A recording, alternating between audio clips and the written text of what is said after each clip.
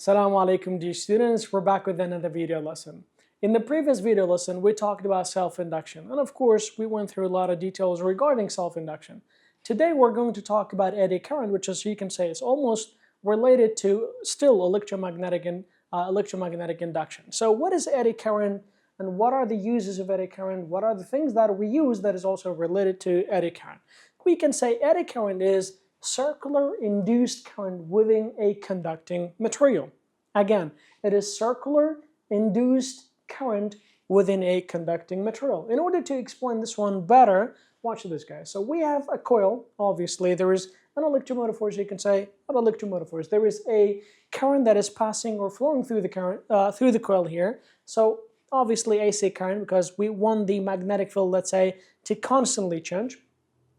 This one, obviously, we could have used this one by using, of course, an AC source as well, but in this case, you have to constantly move the coil. That is also fine. But in order to, let's say, get rid of this motion here, you can have an AC circuit, which is saves you a lot of trouble, in short. Now, let's put that aside.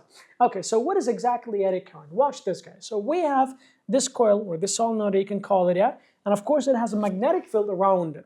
So what happens, and of course, we have a conductive material, or conductor, you can say. So once we bring this one closer to this conductive material, so obviously, based on, we can see, or based on the electromagnetic induction here, this change in the magnetic field here, of course, it will cause, or you can say, create an induced current in this conductive material. We've learned before that whenever the magnetic flux is changing close to, or let's say across a conductor, of course, in that conductor, there will be an induced current and an induced electromotive force, which allows the current, if it is a closed circuit, allows the current to circulate. This current will have its own magnetic field. So the same thing happens here, we can say. So this variable magnetic flux or magnetic field strength, of course, once it's brought close to this metal here, let's say, so the change of the magnetic flux will induce a current here. But what is the difference between this current and the previous current here? This current that is induced, you can see here, it is circular. So whenever you see the word circular, immediately that is basically eddy current, you can say, yeah? So circular current, but remember this current, of course, once it is flowing, it will generate, or it will have its own magnetic field, okay? So of course now, the magnetic field, obviously you can see here, it's almost like, if you remember in chapter 5, when we have a current flowing through a wire, if it is just a wire, there will be concentric magnetic fields around it. So imagine each one of these currents, let's say we have a magnetic field around it, or you can put that even aside as well. So we can say this current that is induced will have its own magnetic field. So the magnetic field of this induced current of the conductor will oppose the change of this magnetic field of, let's say, this coil's magnetic field, let's say. And of course, these two will oppose one another, okay? And of course, you can see there will be a reduction between the current or whatever and all of that. But the point is this, yeah? This circular current that is induced due to, or because of, the variation, the change of this magnetic flux, this what is called eddy current, okay? So once again, right, eddy current is this circular current that is induced within a conductor, of course, you can say, due to the change or the variation of the magnetic field on that conductor here. So what will happen here, guys? Remember this part, which is very, very important. The kinetic energy due to the motion of the conducting material inside this field. Okay, so you can either use this, like I've mentioned earlier, if this magnetic field is stable or not changing, by moving, or let's say by moving this conductive material, which allows us to have this eddy current here. This kinetic energy, of course, will convert, remember this, will be converted to heat energy, and this heat energy will be distributed within this material or conductive material. And of course, this has a lot of benefits as well. But remember this, because for this case here, because the magnetic field is changing here, so you don't, moving this conductive wire is not necessary as long as there is a change in the magnetic flux, because we're using AC as a source in here. So the magnetic field is already reversing direction. In another way, you can say it is a magnetic field is, and the magnetic flux is changing. Okay, so let's summarize this real quick. Yeah? When a magnetic field is getting closer to a conductive material, remember, for the magnetic field has to change. So there are so many ways you can change. You can move back and forth the conductive material, right? Or you can just move it in one direction, that is also fine. Or you can have an AC source where you get a varying magnetic field, you can say, because the direction reverses when the polarity of the electrical current reverse or change. So when this magnetic field, of course, is affecting or passing, cutting through this conductive material, it produces, generates, it is, they can say, circular currents inside that conductor. These circular currents are what is called eddy current. And of course, later on, if we follow this one here, this eddy current or these circular electrical current will induce its own magnetic field, and these two magnetic fields, you can say, oppose one another. The motion of this conductive material, or the kinetic energy of this conductive material, will be transferred or converted into heat energy that will distribute within the conductor, because it is a conductor, so it can transfer heat to all the other parts of that conductor. Okay, so what are the applications of eddy current? These are very important. It's been added so many times. Okay, remember furnaces, okay, and of course car braking system, and detecting metals in airport and underground as well. So this basically, you see like mine detectors, for example, it has something like piece of metal, of course. This piece of metal, of course, you can say it is, there is a magnetic field on it, yes? So if there is a metal beneath or under the ground, which is, if it is close to the surface, depends on the strength of the magnetic field. Then once you moving this one, let's say this is the metal and this is the detector, once you're moving this one close to this one here, remember this, yeah? So we can say there will be a current induced within this metal. This current will have its own magnetic field. These two magnetic fields oppose one another. Of course, there is a detector in this one here. It can feel the opposition here. And of course, using this, then the device bleeps. That means there is a metal underneath or beneath the ground here. This is how you can do that. And of course, the same method can be applied in the airport, or once. This is how they can detect metals if you're wearing a metal, for example. So, but as for furnaces, for example, here, there's a varying magnetic field here, and of course produces a current, all right? And then of course, you can see that there's electrical coil, there's electromagnetic field here, there's the bottom of the cookingware, or the bottom, let's say if the cookingware will heat up, and then of course heat in the pan will cook the food here. And of course, this the ceramic furnaces. Perhaps a lot of you would have or might have this one at home. So basically, in order for this, has to be, like you have to use something so that this magnetic field always varies. And of course, using AC would be a best choice for this one here. Then this process would induce a current, and of course, this kinetic energy, or you can say the opposition of this two and all that, of course, normally would be the motion of the metal conductor, just like we've said. But if not the case, then of course, you can say this energy, of course, is going to be converted into heat energy, and then this is how you can cook the food here.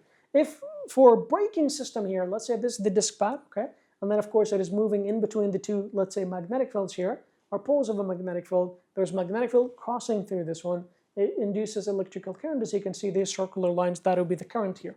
And of course, this is for metal detector, whether if it is for, let's say, airport, or it could be underground metal detector as well.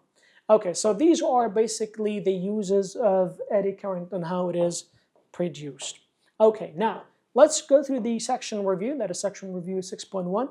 It says a circular current loop of a flexible wire located in a magnetic field. A circular current loop, remember we have a circular current loop made of flexible wire located in a magnetic field. Define 3 ways an electromotive force can be induced in the loop, yeah?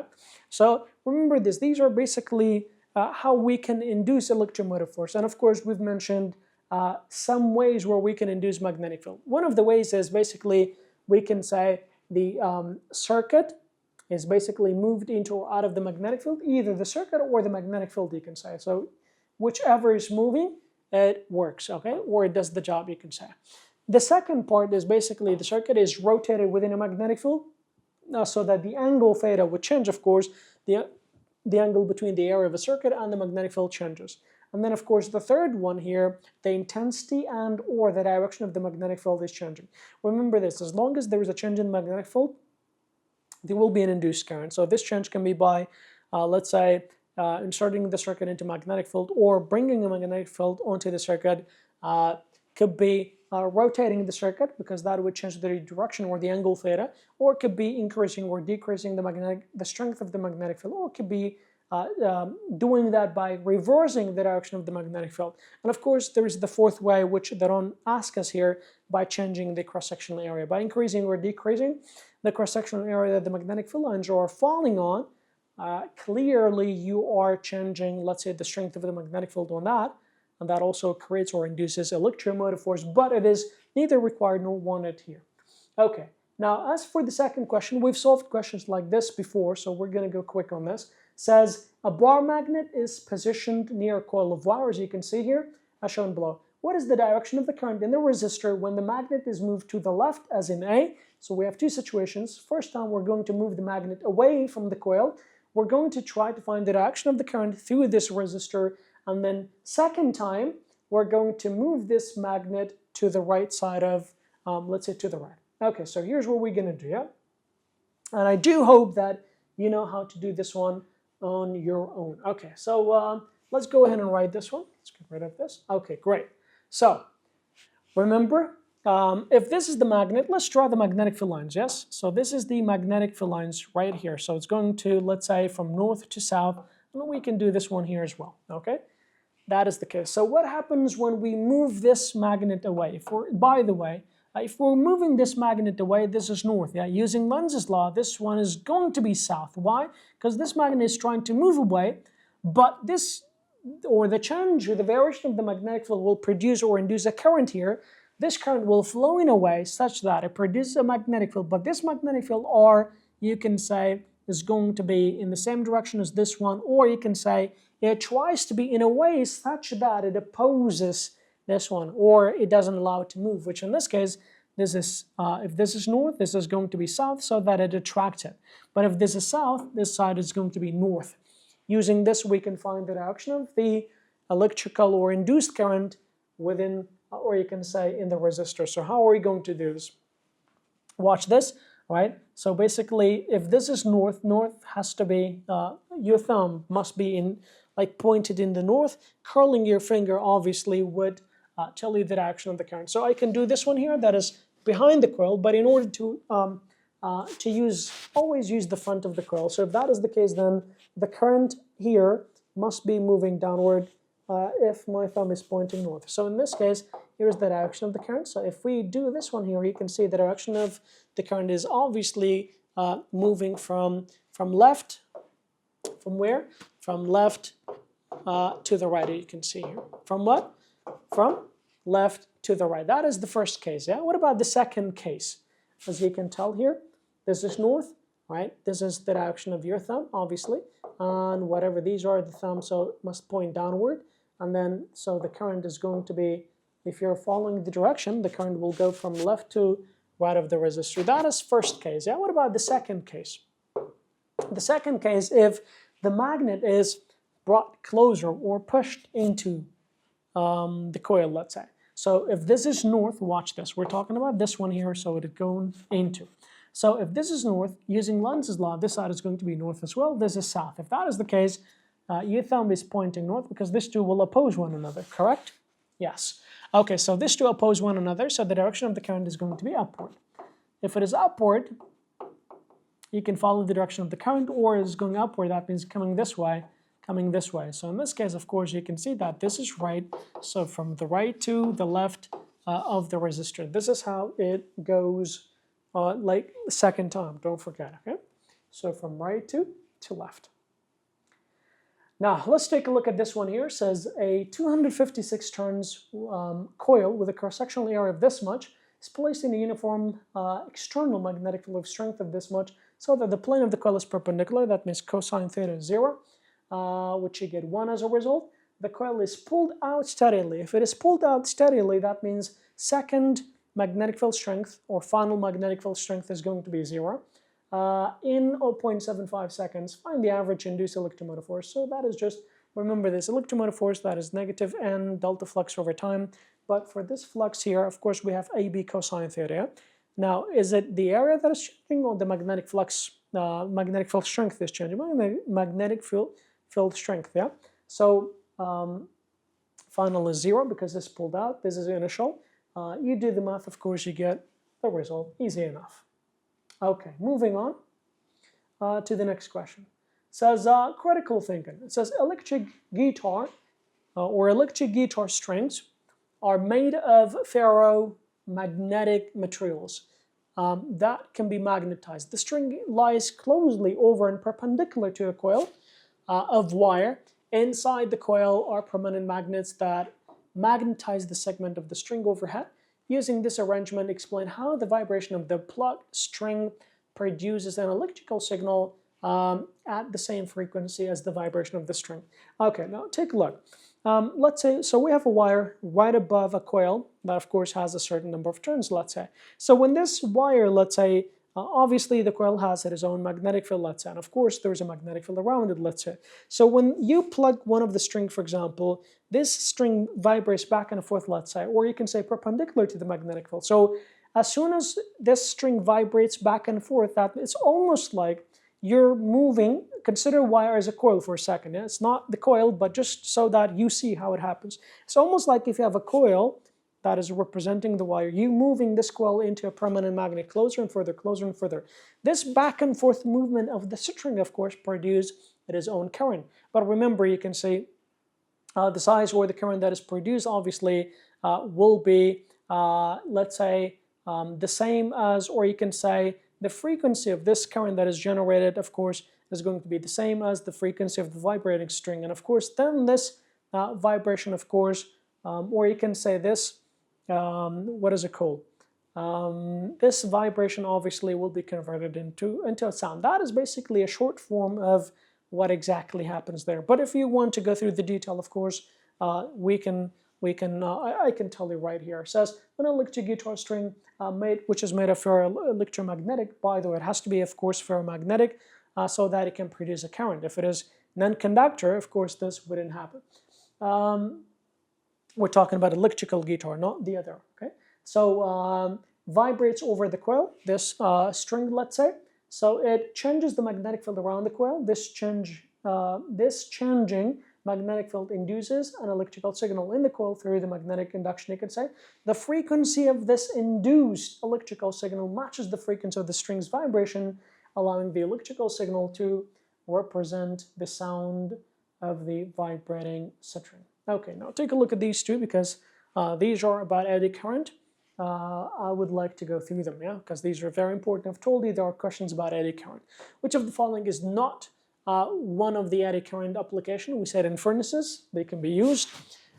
In detecting metals in the airport and underground, they can be used. In car braking system, they can be used. In the construction of spectrometer, this is not one of the things that we've mentioned. So which one of them is not one of the application? D is not one of them. Eddy current is used in what? In furnaces? Yes, they do. I mean, they are. In detecting metals, yes, they're used in that too. In car braking system, yes. So in all of them, yeah. So A, B, C, D. Okay, now let's talk about a new concept, yeah. By the way, this new concept is still related to the electromagnetic induction here.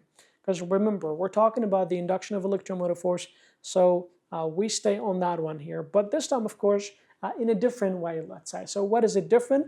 We're basically rotating a coil of wire inside, let's say, the two poles of a permanent magnet, let's say. Okay, and of course, that is basically generators, motors, and mutual inductance. So generators and alternating current. We do know that we have something, a device that's called a generator. Why do we call them generator? We call them generators because they generate electromotive force. They generate electricity, let's say. So to give it a precise definition, we'll say generators or generator is a machine that converts mechanical energy into electrical energy. So you have to be really careful with this.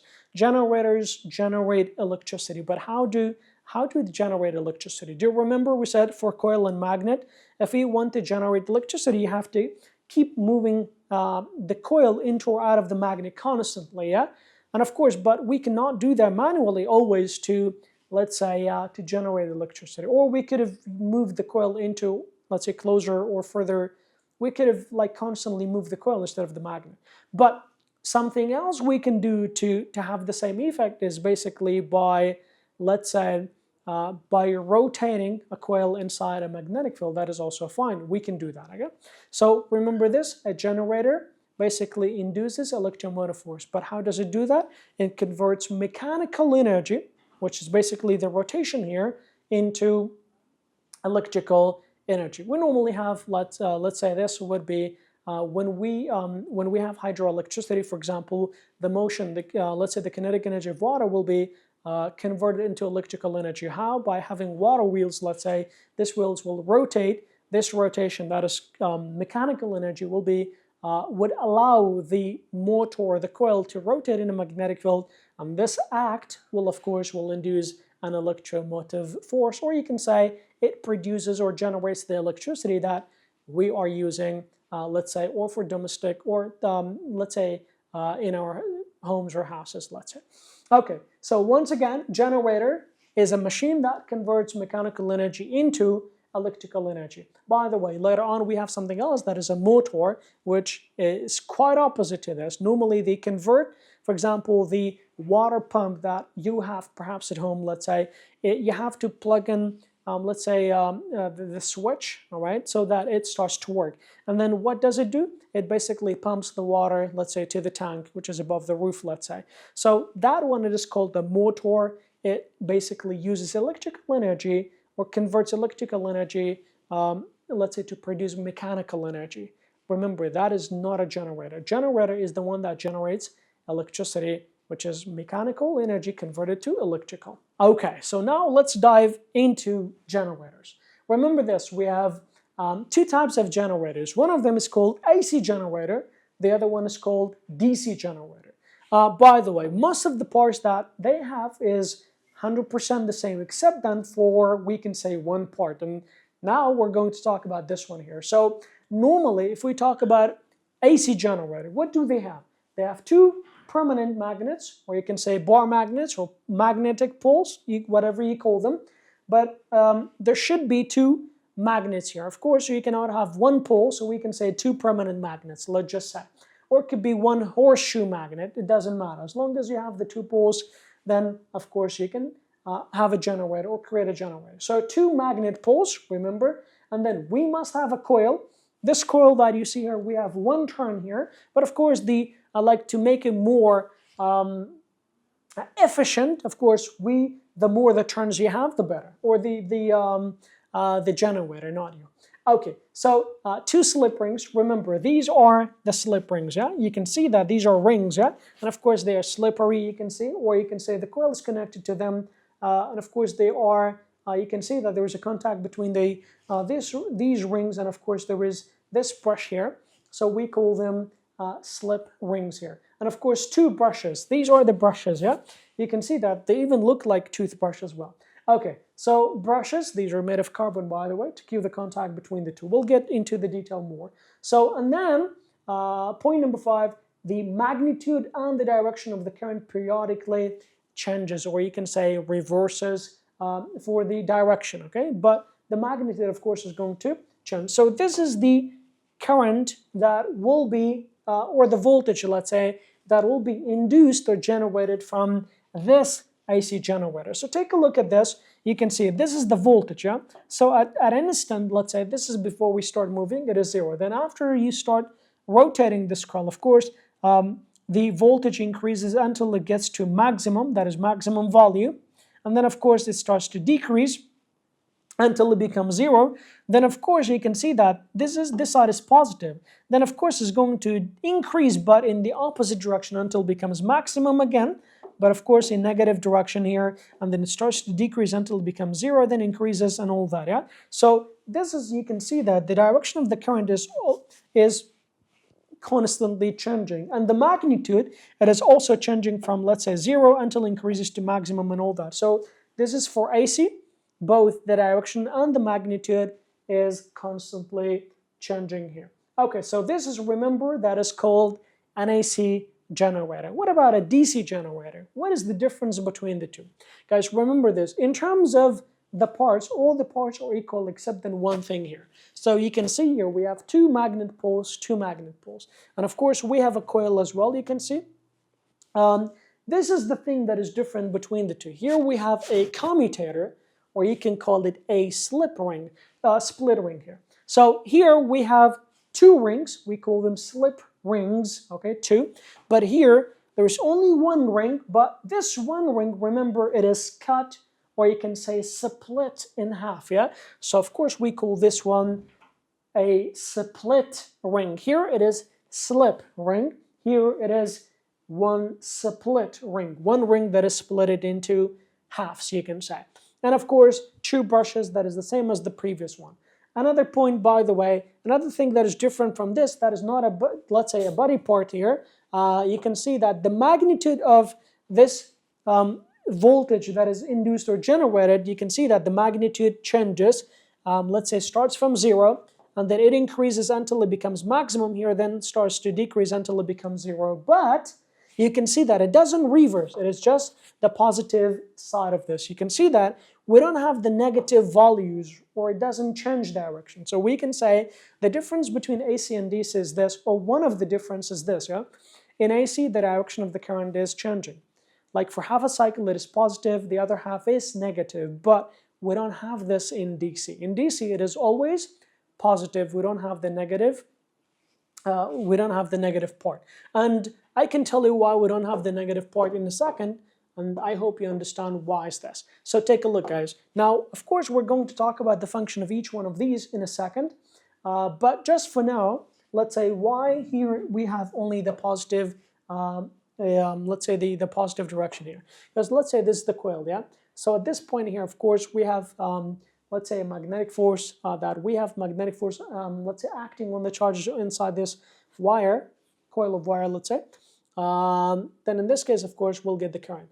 But as the coil flips here, you can see that this, you can say this coil that is here, that's basically attached to this side right here.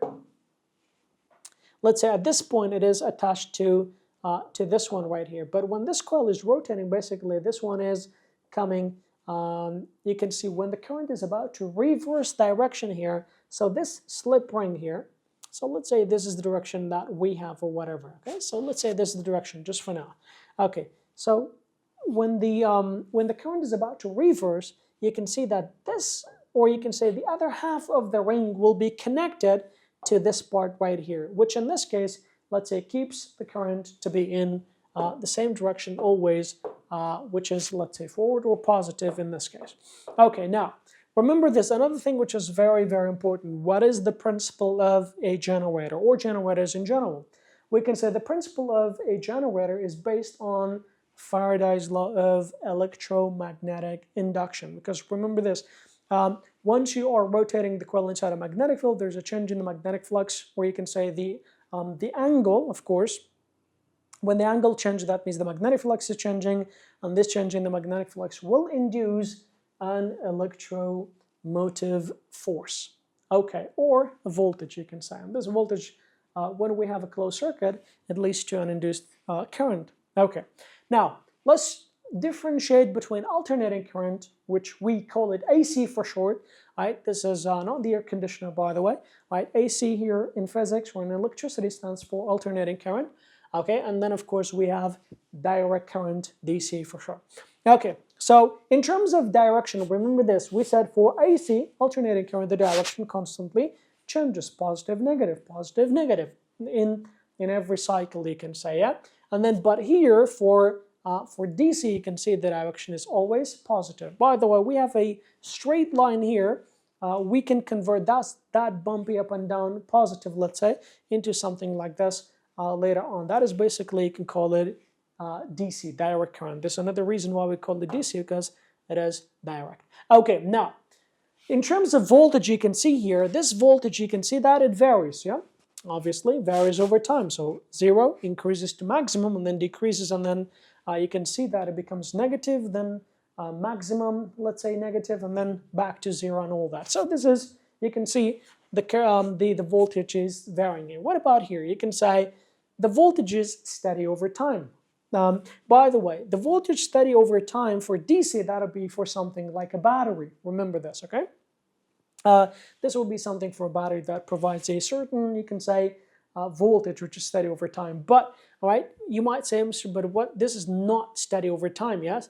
Yes, of course, this is not steady over time. But we can convert this one to something almost, not exactly, to something almost like this one, so that we can have almost like a steady value over the time, you can say.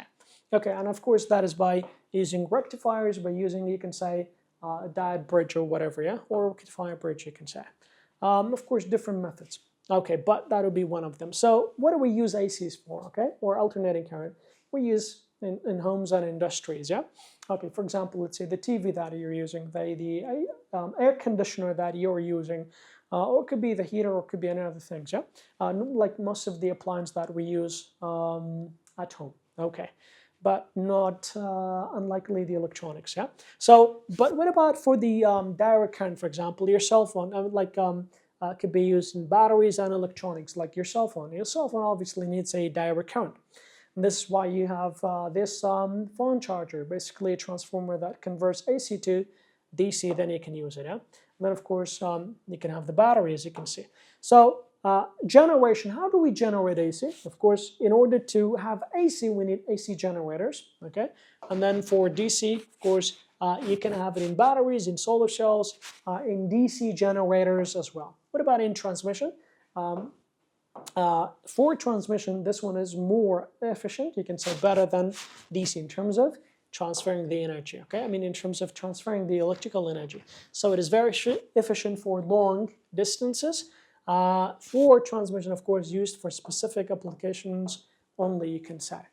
Okay, now that was the difference or differentiation between alternating current, AC current, and direct current as well. Now, take a look. We have another question, says, list the essential component of an electrical generator and explain the role of each component in the generating in generating an electromotive force here. Okay, so take a look here. These are, once again, what are the uses of each one of these parts here? So the first thing you can see, we have, let's say, two magnet poles, yeah? And what is the purpose of this? These magnetics, or these magnetic poles, of course, provide what? Provide a magnetic flux, you can say, yeah? And of course, this flux, once it is changing by rotating the coil, of course, then it allows us to generate electricity. So let's say, so we have, the first part was two magnet poles, and the use of this to provide magnetic flux, you can say. And then we also talked about a coil. What is the purpose of this coil? Of course, when this coil is rotating inside a magnetic field, then we'll have a current induced, yeah? So you can see that when the coil cuts through the magnetic field lines, then we will have induced electromotive force. And then, of course, later on, current as well. Okay, and then what about these two slip rings? You can see here, this two slip ring is basically connecting what? Connecting the coil with, you can say, the outer circuit here.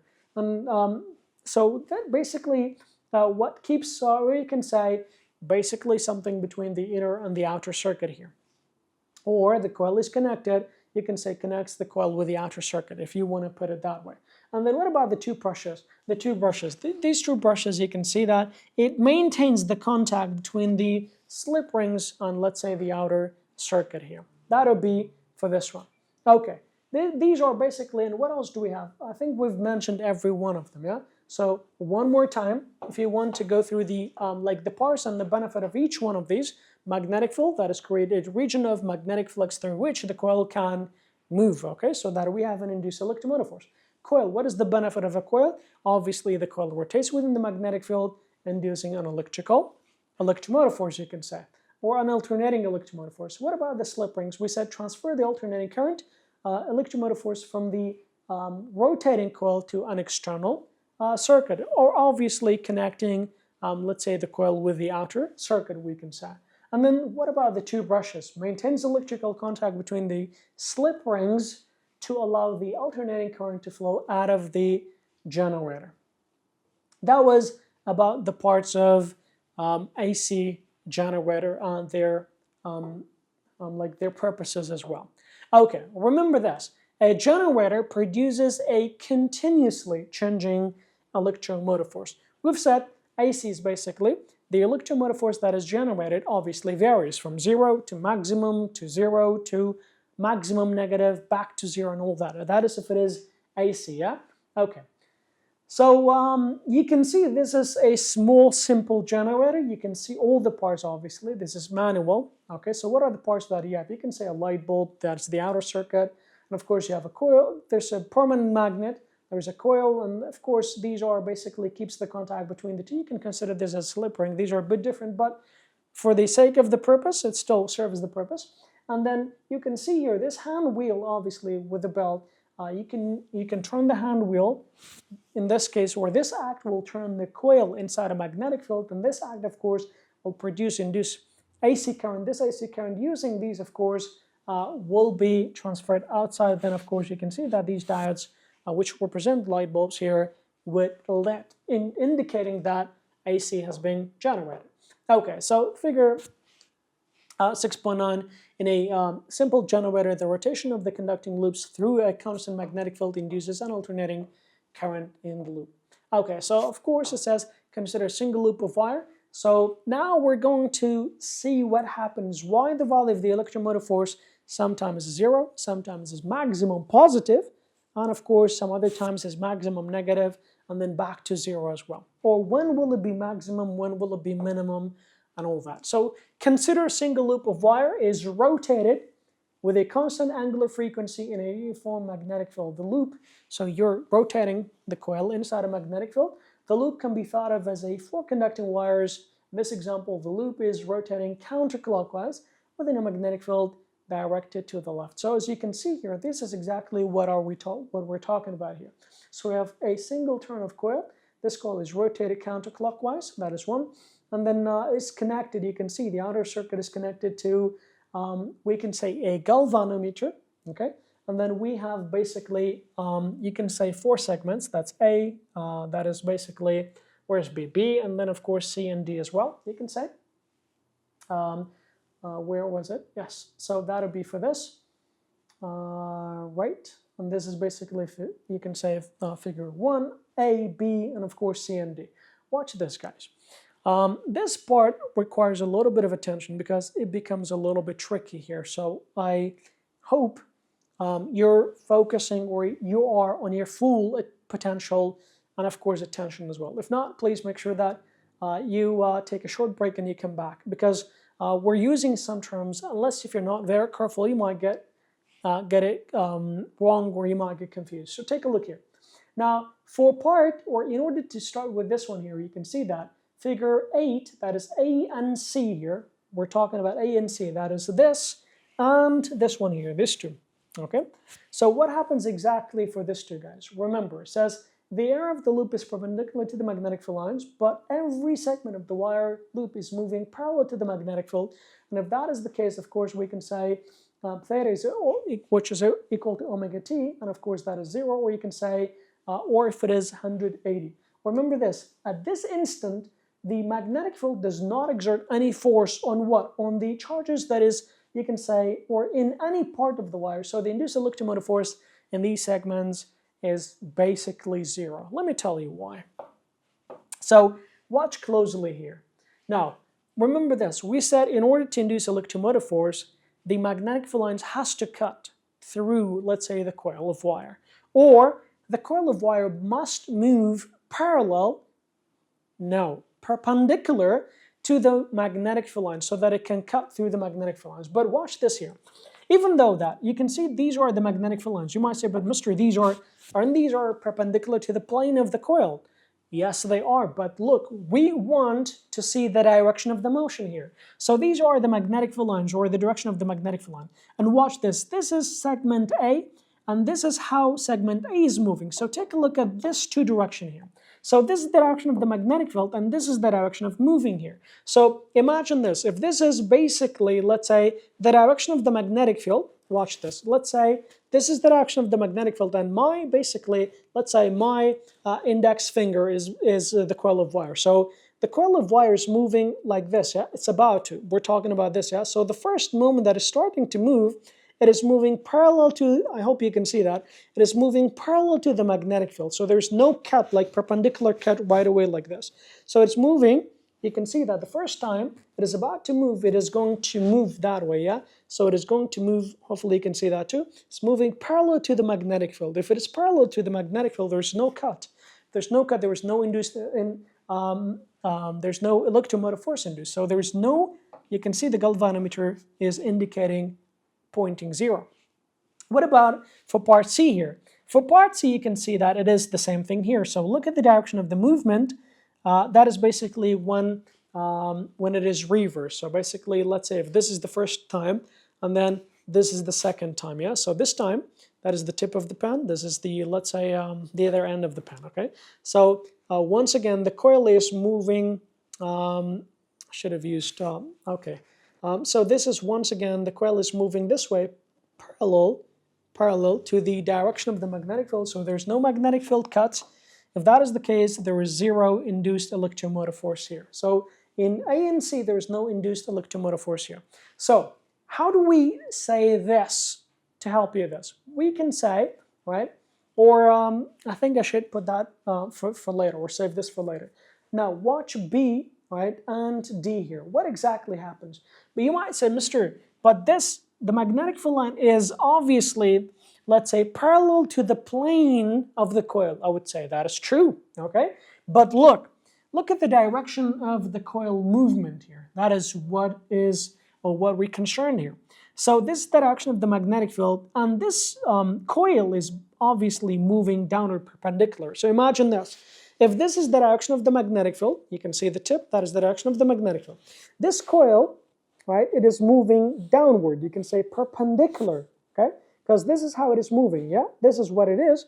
This coil is moving perpendicular to the magnetic field, and of course it is about to cut through the magnetic field. And if it is cutting, that means these two are perpendicular to one another, and of course this is exactly what induces electromotive force here. So once again, you can see that the angle between the direction of the magnetic field and the motion is 90, okay?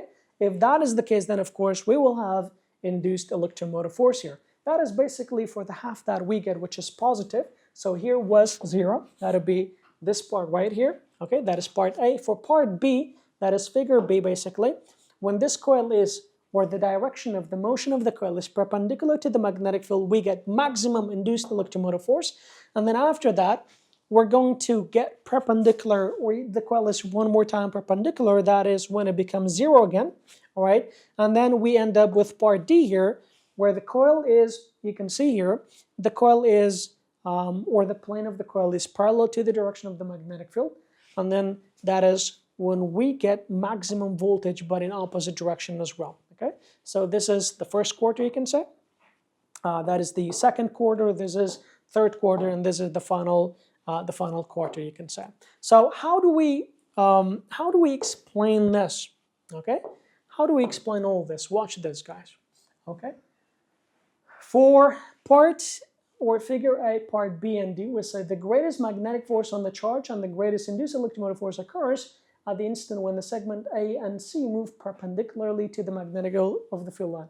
So at these 2 points here, the coil is moving perpendicular to the magnetic field line. So magnetic field lines are pointing this way, they're cutting through the magnetic field lines. So this is where we get maximum electromotive force. So watch this. We'll say for a rotating coil in a magnetic field, the induced electromotive force is 0 when the loop is perpendicular to the magnetic field. This is the part where you really need to focus a little bit. Watch this. It says the electromotive force is 0 when what? When the loop is perpendicular to what? To the magnetic field here. So before we said when the magnetic field is perpendicular to, let's say, to the cross-sectional area, we get maximum flux. But I mean magnetic flux. But it's a little bit different here, okay? Because it is true that it is perpendicular, but we focus more on which direction, or the direction where the coil moves. That is the most important. So it is 0 when the magnetic field line is perpendicular to the plane of the loop, remember? And it is maximum when the magnetic field line is basically parallel to the plane of the loop, as you can C here, to the magnetic field, as in A and C, and it is maximum when the loop is parallel to the field. But remember, do not let these words deceive you, okay? Remember, when the magnetic field line is perpendicular, that means the motion of the coil is parallel. But when the magnetic field line is parallel to the coil, that means the motion is perpendicular, and this is where it gives us the most of the electromotive force here. So remember, this is very important. So the charge with or the change with time of the induced electromotive force in a rotating loop is depicted by the sine wave, and of course the letters on the plot corresponds to the coil rotation, and this figure right there. Okay, so remember this. Let's summarize this real quick. We get maximum induced electromotive force when do we get maximum electromotive force for, let's say, an AC generator? That is, remember this, we get maximum electromotive force when the magnetic field is parallel to the plane of the loop. When do we get zero electromotive force? When the magnetic field is perpendicular to the plane of the loop, okay? So I believe that that'll be enough for today. Next time, inshallah, we'll talk about the magnitude of the induced electromotive force, the equation that we're going to use. For example, we said that when a coil is rotating inside a magnetic field, of course, it will induce electromotive force, yeah? But what is the size, the magnitude of that induced electromotive force? That is what we're going to cover next session, inshallah. And of course, we have an equation, we'll find the value, and of course, also have different questions related to that. So till then, keep practicing, and I'll see you soon. Assalamu alaikum wa rahmatullah.